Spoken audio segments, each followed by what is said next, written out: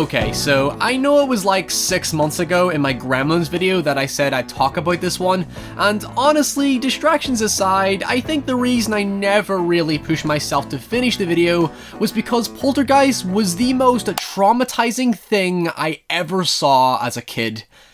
I still blame my parents for letting me watch it.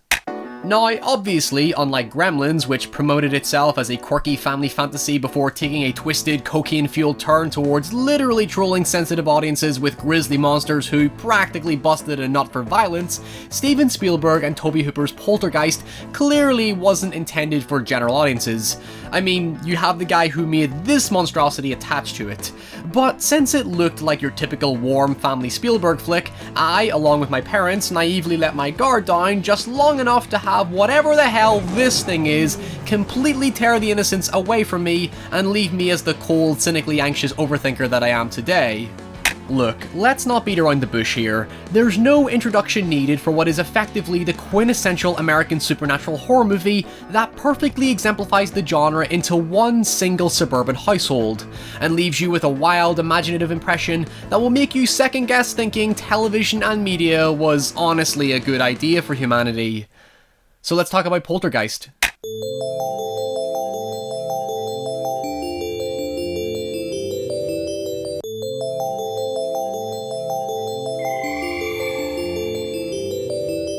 Before we jump into the film, I have to address a similar confusion like when Spielberg slapped his executive producer name onto Gremlins, causing the notorious backlash of parents thinking their kids could see it.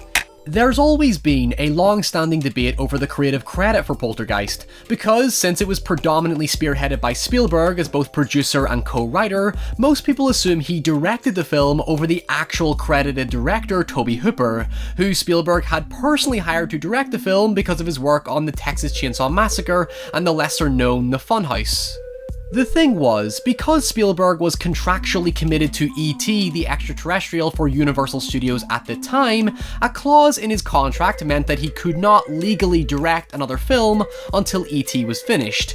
But considering his influence, since the marketing slapped his name all over the film, rumours began to surface that he had more control over the project than Hooper did, which I was second guessing initially because it seemed only natural that the guy who created Leatherface would come up with this idea. Hell, Spielberg himself even openly admits that he stepped on Hooper's toes during most of the decision-making process, because Hooper wasn't exactly the quickest character at making his own decisions. It actually led to the Directors Guild of America investigating Spielberg's involvement, because it was pretty much accepted that he did everything, bar put his name on the directing credits to avoid a conflict of interest with Universal Studios.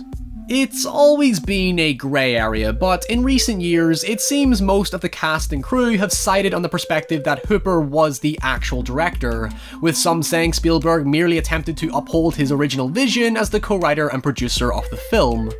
Poltergeist was originally conceived as a dark sequel to Close Encounters of the Third Kind called Night Skies, which Spielberg developed as a means to stay more directly involved in the sequels to any of his works because apparently he wasn't a fan of sequels, would you believe? The idea behind Night Skies was a group of alien scientists who go to Earth to study life forms and end up terrorizing a family instead, effectively being described by some as straw dogs with aliens. However, due to the busy schedules of Spielberg and everyone he wanted involved in the project, all these ideas were scattered around and used in the concepts of different films like Critters, Gremlins, an unproduced E.T. sequel, and of course Poltergeist, which replaced aliens with ghosts apparently to Hooper's encouragement. Now, final side note for the more superstitious out there were silly rumours of a poltergeist curse that went about following the deaths of 4 cast members briefly after the completion of the series, but just because of the short space of time between each death, and the supposedly unorthodox nature that surrounded it, such as the youngest being misdiagnosed with Crohn's disease and another being strangled by her former boyfriend, people like to make it as a conspiratorial talking point, so there, I've addressed it. Now, let's talk about the actual film. In summary of the story, Poltergeist is about a family living peacefully in a suburban neighbourhood when their daughter is suddenly pulled into a ghost world located within the house. And while attempting to get her out of said ghost world, it's discovered that the neighbourhood is built on top of an ancient cemetery where the spirits are using the daughter's life force as a means to cross into the physical world.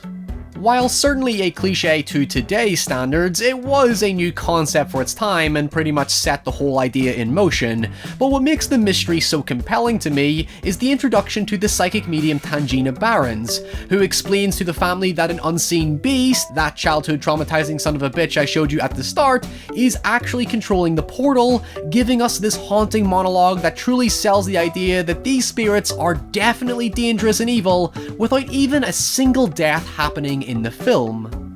For a mainstream American horror film, that's quite an incredible feat. It does such a great job at highlighting where the danger will obviously come from, but it will never prepare you for when it finally happens. Like, just take that fucking clown for example. You know good goddamn well it's gonna fuck Robbie's shit up. But no matter how many times you anticipated, you're still never ready for when it finally kicks you in the bollocks. As much as I could go on about this thing, and could just as easily talk about that fucking tree that still scares me, that clown is the ultimate reason why I'm scared to look under my bed. At least until I saw Scary Movie 2, which introduced me to a whole different kind of horror. Hey, what are you doing? Uncle Ray Ray's got a game. Hey, get your finger out of there! Tickle, tickle, tickle, tickle, tickle, tickle.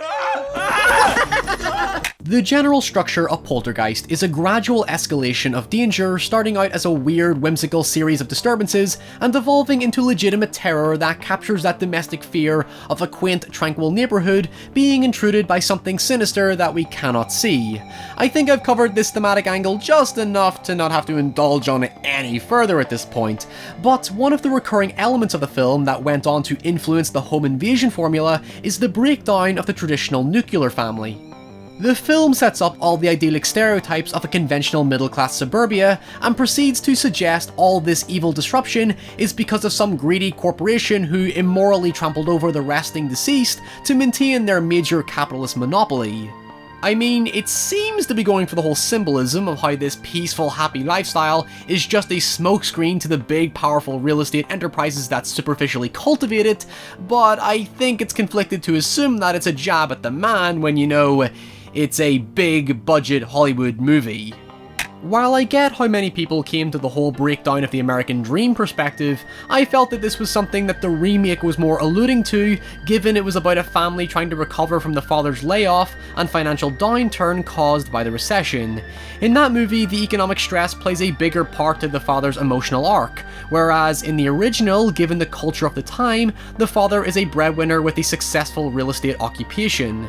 He's somewhat powerful and secure in the castle that he built for himself and his family, yet there's always the constant fear that the fortune and lifestyle that's wrapped up in their real estate can easily be dismantled without warning, especially when an aspect of the plot is the father's own insecurities about being a more authoritative parent. In that case, the ghosts become part of that metaphor. They act as a sort of unexplained enemy, which sociologists describe as a sort of systematic breakdown of the values and traditions we hold dearest to us that leave us disillusioned by society, hence the attention that's given to the father's character arc. After all, he's the one who doesn't take much of the supernatural stuff all that seriously. He doesn't care if it's real or supernatural. He only cares about saving his daughter and stabilizing everything back to normal to find that comfortable solace once again. When the daughter is taken, there's a good amount of time passed that shows how this change has broken the family apart, and it's only when they come together are they able to restore what is lost. I mean, it is a Spielberg movie, so that's kinda usually the plot point he goes for.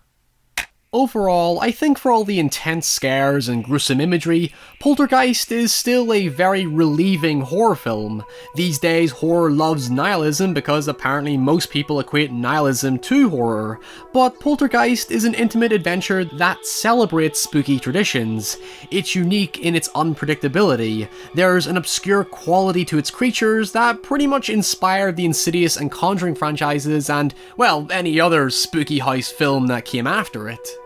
It's a film that shouldn't be taken for granted in setting a tone that balances impending morbidity with the togetherness of family and loved ones. It doesn't make danger feel unstoppable. In fact, it very much looks to relax the audience after such a chaotic ordeal.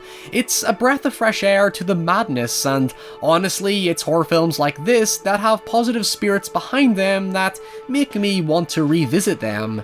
Poltergeist highlights a universal support and love we need to share, there to get through our darkest and toughest moments. They're solace at the end of a grisly, unpleasant experience that brings us together.